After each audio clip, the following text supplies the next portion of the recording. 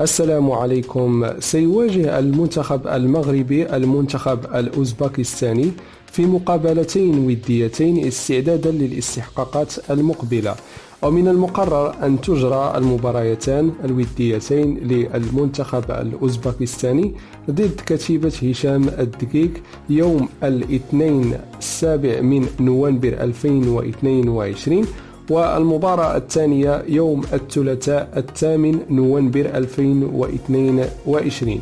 وسنخبركم لاحقا عن موعد المباراة. وستجرى المباراتان الوديتين على أحد الملاعب بمدينة الرباط بالمغرب، وستكون المباراة منقولة مباشرة على القناة الرياضية المغربية.